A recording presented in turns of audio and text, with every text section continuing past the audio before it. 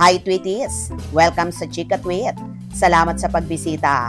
Kung mahilig ka sa latest Kimpaw updates, showbiz balita at mga nakakakilig na moments, nandito ka sa tamang channel. Kaya relax lang at tara na sa ating today's Chika. Kimi, pinatotohanan nga ba or nagbiro lang sa buntis issue? It's a girl.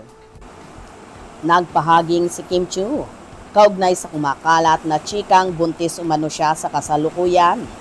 Isang video na nag-viral sa SOCMED ang natunghayan ng Kim Pauladia kay Kimi habang nasa isang lugar at nakaupo. Habang naka-selfie mode sa hawak niyang cellphone, ipinakita muna ni Kimi ang wall na may nakasabit na katagang, "Congratulations!" Pagtapat ng kamera sa kanyang sarili, naglinya si Kim ng "It's a girl" na sinabayan ng malakas na tawa. Mapapanood na tumawa rin ang mga kasama nito. Isa itong pruweba na alam ni Kim ang chismis sa kanya. Kaya dinaan niya ito sa joke ang espekulasyon. Dahil dito kumalma ang ilan sa mga naniniwalang buntis si Kim. Feeling vindicated naman ang mga naniniwalang di buntis ang kanilang idol.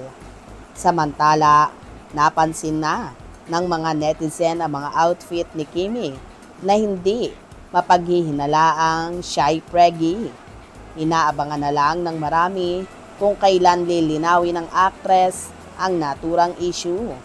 Hanggang ngayon ay wala pa siyang opisyal na pahayag tungkol dito.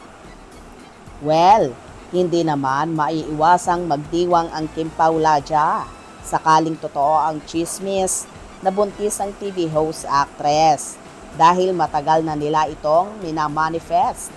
Mawawala lang ang agam-agam ng lahat kung direktang magsasalita ang Chinita Princess tungkol sa isyung ito. Pero hindi naman ito bago sa dalaga dahil noon pa man ay kalat na ang issue na preggy siya at ginagawan na lang niya ay tumatawa at dinededma ang lahat. Dahil dito, hati tuloy ang reaksyon ng mga netizens kung totoo nga bang buntis si Kimi or talaga lang malaki ang puson ng dalaga. Pero mas magiging masaya ang Kimpaw Nation kung magkakatotoo na magkakaroon na ng supling sina Kim at Paulo at bubuo na ng sariling pamilya, lalo pat hindi na bumabata ang dalaga. Kayo, gusto nyo ba yon? Mga katwitis, tumutok palagi para sa latest showbiz updates at huwag kalimutang mag-subscribe, like at pakishare na rin para lagi kang updated. Hanggang sa muli!